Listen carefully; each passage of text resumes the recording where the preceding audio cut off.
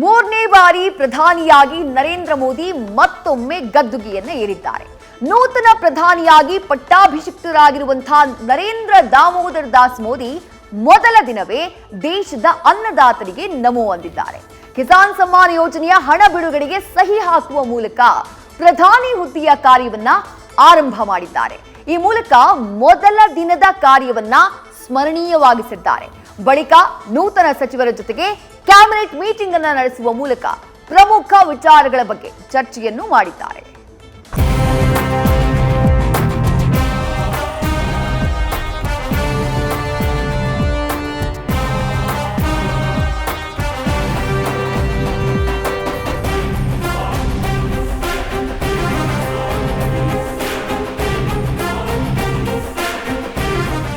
ದೇಶದಲ್ಲಿ 17ನೇ ಲೋಕಸಭೆ ಅವಧಿ ಮುಗಿದಿದ್ದು ನಿನ್ನೆಯಿಂದ 18ನೇ ಲೋಕಸಭಾ ಅವಧಿ ಆರಂಭವಾಗಿದೆ. ತೀಸರಿ ಬಾರ್ ಮೋದಿ ಸರ್ಕಾರ್ ಘೋಷಣೆಯೊಂದಿಗೆ ಪ್ರಧಾನಿ ಮೋದಿ ಮೂರನೇ ಇನ್ನಿಂಗ್ಸ್ ಆರಂಭಿಸಿದ್ದು, ಈ ಮೂಲಕ ಮಾಜಿ ಪ್ರಧಾನಿ ನೆಹರು ದಾಖಲೆಯನ್ನ ಸರಿಗಟ್ಟಿದ್ದಾರೆ. ಇನ್ನು ಪ್ರಧಾನಿ ಕುರ್ಚಿಗೇರಿದ ಮೊದಲ ದಿನವೇ ಮಹತ್ವದ ಹೆಜ್ಜೆಯನ್ನ ಇರಿಸಿದ್ದಾರೆ.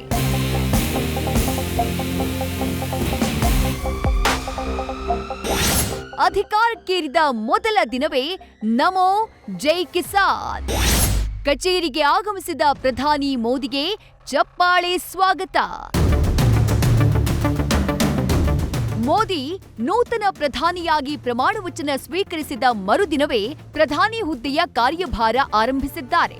ಇವತ್ತು ಬೆಳಗ್ಗೆ ದೆಹಲಿಯ ಸೌತ್ ಬ್ಲಾಕ್ನಲ್ಲಿರುವಂತಹ ಪ್ರಧಾನಿ ಕಾರ್ಯಾಲಯಕ್ಕೆ ಆಗಮಿಸ್ತಾ ಇದ್ದ ಹಾಗೆ ಕರತಾಡನ ಮೊಳಗಿದೆ. ಪ್ರಧಾನಿ ಕಚೇರಿಯ ಸಿಬ್ಬಂದಿ ಚಪ್ಪಾಳೆ ತಟ್ಟುವ ಮೂಲಕ ಮೋದಿಗೆ ಸ್ವಾಗತ ಕೋರಿದ್ರು. ಸಂಭ್ರಮಾಚರಣೆ ಮೂಲಕ ಮೋದಿ ಮೊದಲ ದಿನದ ಆರಂಭವನ್ನ ಸ್ಮರಣೀಯವಾಗಿಸಿದ್ದಾರೆ.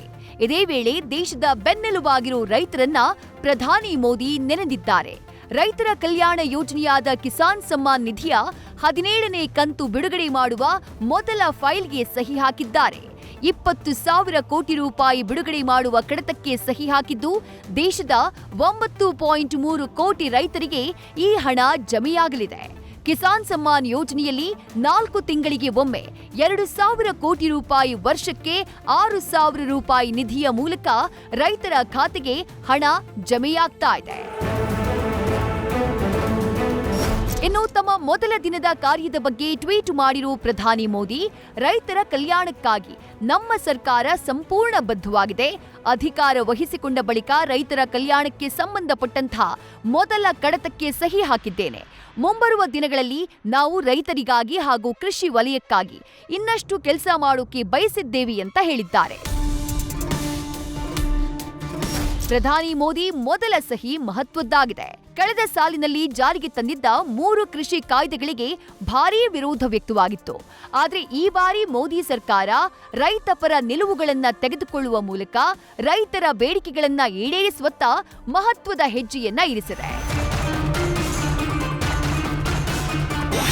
ಪ್ರಧಾನಿ ಮೋದಿ ಮೊದಲ ಕ್ಯಾಬಿನೆಟ್ ಮೀಟಿಂಗ್. 3ನೇ ಬಾರಿಗೆ ಅಧಿಕಾರಕ್ಕೆ ಬಂದಿರುವ ಪ್ರಧಾನಿ ಮೋದಿ ಮೊದಲ ಸಂಪುಟ ಸಭೆಯನ್ನ ನಡೆಸಿದ್ದಾರೆ. ಸಭೆಯಲ್ಲಿ ನಿನ್ನೆ ಅಧಿಕಾರವನ್ನ ಸ್ವೀಕರಿಸಿದ ಕ್ಯಾಬಿನೆಟ್ ಸಚಿವರು ಭಾಗಿಯಾಗಿದ್ರು. ಇದೇ ವೇಳೆ ಸಂಸತ್ ಅಧಿವೇಶನಕ್ಕೆ ಆದೇಶ ಹೊರಡಿಸುವಂತೆ ರಾಷ್ಟ್ರಪತಿ ದ್ರೌಪದಿ ಮುರ್ಮುಗೆ ಸಂಪುಟ ಔಪಚಾರಿಕ ಮನವಿ ಸಲ್ಲಿಸುವ ನಿರೀಕ್ಷೆ ಇದೆ. ಮೊದಲ ಅಧಿವೇಶನದಲ್ಲಿ ರಾಷ್ಟ್ರಪತಿ ಸಂಸತ್ನ ಉಭಯ ಸದನಗಳನ್ನ ಉದ್ದೇಶಿಸಿ ಮಾತನಾಡಲಿದ್ದಾರೆ. ಮುಂದಿನ 5 ವರ್ಷಗಳ ಅವಧಿಗೆ ಸರ್ಕಾರದ ಗುರಿಗಳು ಹಾಗೆ ಆದ್ಯತೆಗಳ ಬಗ್ಗೆ ಸದನದಲ್ಲಿ ಪ್ರಸ್ತಾಪಿಸಲಾಗುತ್ತೆ.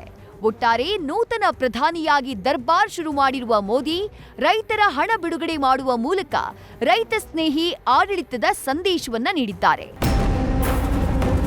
ಜಗದೀಶ್, ನ್ಯೂಸ್ ಫಸ್ಟ್, ನವದೆಹಲಿ. ನ್ಯೂಸ್ ಫಸ್ಟ್ ನಿರ್ಭೀತಿಯಿಂದ ನಿಮ್ಮ ಪರವಾಗಿ.